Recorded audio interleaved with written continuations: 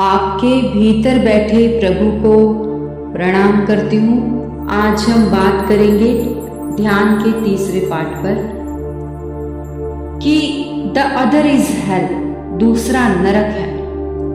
जब भी दूसरा मौजूद है आप साधना में प्रवेश नहीं कर सकते। असल में हम बुरा ही तब मानते हैं जब दूसरा हमें भूलता है, उसी सेकंड में बुरा मानते हैं।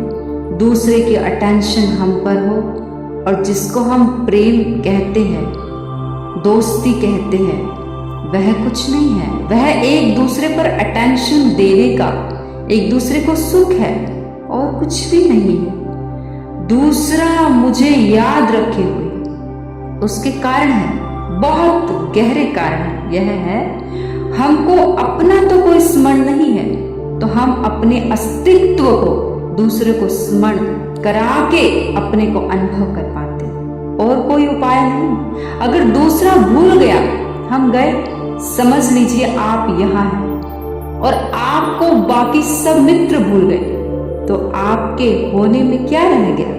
आप गए, आपका अस्तित्व ही खत्म हो गया, आप हो ही नहीं। तो समझ लीजिए 15 दिन यहाँ है और सुमन को, फॉर एग्जाम्पल आप अपना नाम, कोई भी आपका नाम हो, और सुमन को सारे भूल गए। सुमन कहीं जाती है, कोई देखता ही नहीं, कोई नमस्कार नहीं करता, कोई कहता नहीं कैसे हो, कोई फिक्र नहीं करता, कोई ध्यान नहीं देता।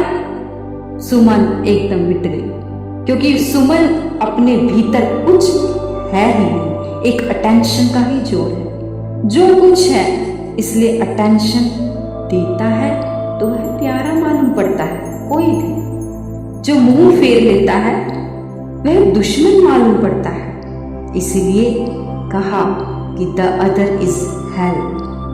जितने भी रिश्ते हैं सारे अटेंशन का खेल है, और जिस दिन हमने इस चीज से मुक्त हो गए उस दिन हम साधना को उपलब्ध हो जाएंगे। सुना?